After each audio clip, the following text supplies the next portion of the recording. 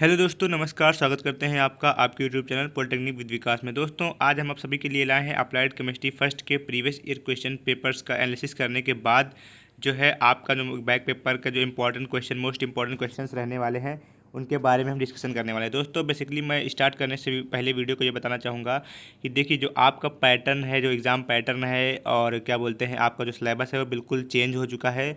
तो उस हाल में अभी अभी जो पहली बार जो है पेपर आपके हो रहे हैं, उसमें ये अनुमान लगा पाना, एग्जैक्टली ये बता पाना कि क्या वाकई में कौन से क्वेश्चंस आने वाले हैं, ये थोड़ा कठिन होता है। ठीक है दोस्तों, लेकिन फ़िलहाल मैंने जो अपने एक्सपीरियंस से गेन किया है, जो मैंने एग्ज़ाम वगैरह दिए हैं, उनसे मुझे जो एक्सपीरियंस गेन है, मैं उनसे आपको इंपॉर्टेंट क्वेश्चन बताने का प्रयास करूँगा।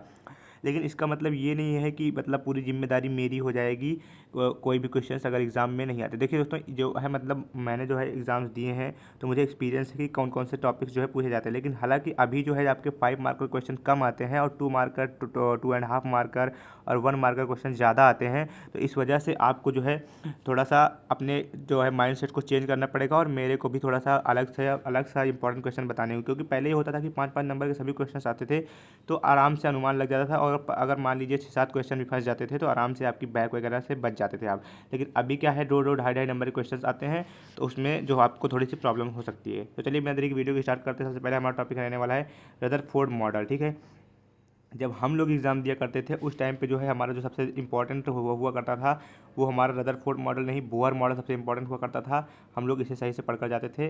और नेक्स्ट नंबर पे भाई साहब क्वांटम संख्या। क्वांटम संख्या अपने आप में एक बहुत ही महत्वपूर्ण टॉपिक माना जाता था, और उसके प्रकार। ठीक है, मतलब ये होता था कि क्वेश्चन अगर केमिस्ट्री का क्वेश्चन है, तो उसमें जो है क्वांटम संख्या में का रिलेटेड कुछ ना कुछ जरूर पूछा जाता है। ठीक है, अभी जो है आपके 2.5 नंबर के क्वेश्चन भी पूछे जाते हैं, उनमें हो सकता है आपका पॉली सिद्धांत पूछ लिया जाए, ऑफ बाउ पूछ लिया जाए, या फिर हुंड रूल पूछ लिया जाए। तो इन सभी को आप अच्छे से पढ़कर जाएंगे। ठीक, उसके बाद में जो आपके 2 2 2.5 2.5 नंबर के क्वेश्चन आते हैं, इस वजह से क्या होता है कि जो छोटे छोटे टॉपिक्स होते हैं उनको भी इंक्लूड किया जाता है। ठीक है फ्रेंड्स, तो बेसिकली आपको जैसे कि हमारा मोलैलिटी हो गया, नॉर्मेलिटी हो गया, ठीक है, पीपीएम हो गया, मोल फ्रैक्शन हो गया, मास परसेंटेज, ये सभी क्वेश्चंस जो है आपको एग्ज़ाम के दृष्टिकोण से बहुत ही इंपॉर्टेंट है।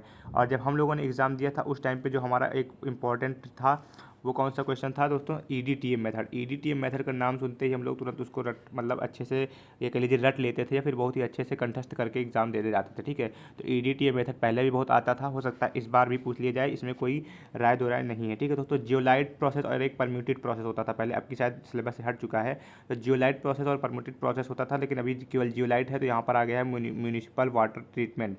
ठीक है, तो ये सब आप अच्छे से पढ़कर जाएंगे। और बेसिकली जितने क्वेश्चन मैंने लिखे हैं इन सभी को तो आप कायदे से तैयारी कर लेंगे। मतलब ये नहीं है कि मैंने लिख दिए क्वांटम संख्या, लिख दिया, उसके प्रकार नहीं लिखे तो आप उसको नहीं पढ़ के जाएंगे। क्वांटम संख्या, उसके प्रकार और एग्जाम्पल सब कुछ अच्छे से पढ़ कर जाएंगे। ठीक है, उसके बाद में फिर बच्चे आते हैं, बोलते हैं कि आपके मतलब जो है क्वेश्चन में से कुछ फंसा नहीं है। तो भाई साहब, मतलब मैंने अगर एक बार बोल दिया, जैसे कि मान लीजिए फिजिक्स में है, मैंने बोल दिया कि फ्रिक्शन आ रहा है, तो फ्रिक्शन में आपको उसका एग्जाम्पल और सब चीज़ बिल्कुल पढ़ के जाना है ना अच्छे से। और जैसे अब जैसे कि यहाँ पर क्या है लिखा कि गैंग क्या होता है। ठीक है, गैंग क्या होता है? आयरन का ब्लास्ट फर्नेस से क्या हेमेटाइट से क्या होता है, निकालने की प्रक्रिया क्या होती है। ठीक है, एलॉय को होते हैं, मिश्र धातु क्या होती है, उसकी प्रॉपर्टीज़ क्या होते हैं, और उसके एप्लीकेशंस आपको बताने हैं। ठीक है, हो सकता है एलॉय आपकी बार इंपॉर्टेंट टॉपिक रहने वाला है आपका, हो सकता है इससे ज़्यादा क्वेश्चन पूछ लिए जाए। ठीक है, उसके बाद में आता है कंपोजिट मटेरियल। भाई साहब, ये वाला जो होता है टॉपिक, ये वाला टॉपिक हम लोगों ने भी एग्जाम दिए थे, तो कंपोजिट मटेरियल जरूर आया था। पॉलीमर या पॉलीमराइजेशन, इन तीनों में से 2 टॉपिक आपको हमेशा ही मिल जाते थे। ठीक है, तो पॉलीमर या तो पूछ लेगा बहुलक क्या होता है, पॉलीमराइजेशन या फिर बहुलीकरण क्या होता है, या फिर कंपोजिट मटेरियल्स आपसे पूछ लेगा। और ये इसके नीचे वाला जो क्वेश्चन है, थर्मोप्लास्टिक थर्मोसेटिंग प्लास्टिक के बीच में अंतर क्या होता है और इसके एप्लीकेशन, ये क्वेश्चन भी बहुत ज़्यादा पूछा जाता था हम लोगों के टाइम पे। और अगर अभी ये क्वेश्चन अभी आप लोगों के सिलेबस में है, तो मतलब इसका मतलब है कि ये अभी भी आपके लिए बहुत ही महत्वपूर्ण होने वाला है। ठीक है, उसके बाद हमारा आता है फ्यूल्स एंड क्लासिफिकेशन। फ्यूल्स और उनके क्लासिफिकेशन कौन कौन से होते हैं? हायर कैलोरीफिक वैल्यू और लोअर कैलोरीफिक वैल्यू। ठीक है, गुड लुब्रिकेंट कौन कौन से होते हैं, ये क्वेश्चन भी बहुत पूछा जाता है हम लोग के टाइम पे। ऑक्टेन और सीटेन नंबर भी जो है बहुत पूछा जाता था, और इसको हम लोग अच्छे से पढ़कर जाते थे। ठीक है, तो ऑक्टेन सीटेन नंबर आप अच्छे से पढ़ लीजिए। मान लीजिए जो पहले पूछे जाते थे इंपॉर्टेंट क्वेश्चन, वो अगर अभी आपके सिलेबस में है, तो आपके लिए वो अभी भी इंपॉर्टेंट ही होने वाले हैं। देखिए, ऑक्सीडेशन और रिडक्शन, ये जो है नए टॉपिक्स उसमें ऐड किए गए हैं, तो आप ये रिडॉक्स रिएक्शन पढ़ लीजिएगा आराम से, इसके एग्जाम्पल देख लीजिएगा। और ये जो है फराडे लॉ ऑफ इलेक्ट्रिक, जहाँ पर भी फराडे लॉ है, तो फराडे लॉ से रिलेटेड क्वेश्चन जरूर आता है आपके एग्जाम में, मतलब कुछ ना कुछ उससे रिलेटेड जरूर दे देगा, तो आप पढ़ लेंगे फराडे लॉ ऑफ इलेक्ट्रोलिसिस अच्छे से। उसके बाद इलेक्ट्रोप्लेटिंग और इलेक्ट्रोमेटलर्जी, इलेक्ट्रोप्लेटिंग इलेक्ट्रोमेटलर्जी पढ़ने के बाद आप पढ़ेंगे dry cell lead storage battery.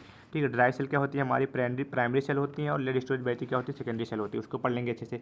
उसके बाद भाई साहब कोरोजन जहाँ पे भी हम लोगों को दिख जाता था, कोरोजन भी हम लोग अच्छे से पढ़ के जाते थे। और लास्ट ईयर भी जो है कोरोजन आया था, और मतलब क्या बोलते हैं, मतलब लास्ट के जब अभी सिलेबस नहीं चेंज हुआ था तब की बात कर रहा हूँ मैं, कोरोजन आया था और उससे बचाव के उपाय भी आए थे। ठीक है, तो ये आपको संक्षारण क्या होता है, उससे बचाव के उपाय आपको अच्छे से पढ़ कर जाना है। ठीक है, और प्रोड्यूसर गैस और बायोगैस, इन दोनों में से कोई एक क्वेश्चन फिक्स होता था आना, तो प्रोड्यूसर गैस और बायोगैस अच्छे से पढ़ कर जाएंगे। रबर भी पढ़ेंगे, सिंथेटिक रबर क्या होती है, आर्टिफिशियल रबर क्या होती है, ये आप अच्छे से पढ़ कर जाएंगे। इलेक्ट्रॉनिक कॉन्फ़िगरेशन हो सकता है आपके एक 1 2 नंबर के क्वेश्चन आते हैं, तो उसमें कुछ किसी एलिमेंट का आपका इलेक्ट्रॉनिक कॉन्फ़िगरेशन पूछ ले, तो इलेक्ट्रॉनिक कॉन्फ़िगरेशन के बारे में आपको बेसिक नॉलेज होना भी बहुत ज़रूरी है। ठीक है, उसके बाद में हमारा क्या होता है, hydrogen bonding and metallic bonding.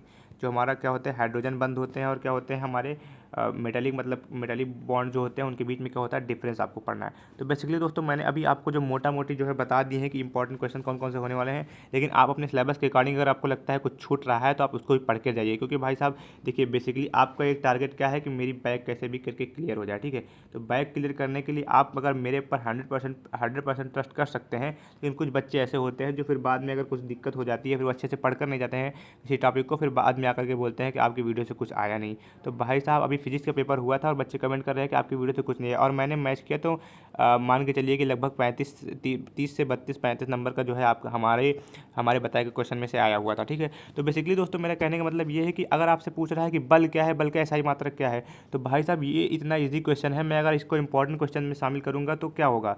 ठीक है, तो मैंने इस तरह क्वेश्चन नहीं शामिल किए थे और उस तरह क्वेश्चन आ गए तो लोग थोड़ा नाराज़गी जता रहे थे। खैर कोई बात नहीं, मेरा उम्मीद करता हूँ कि आपको इस वीडियो से काफ़ी ज़्यादा हेल्प मिलने वाली है।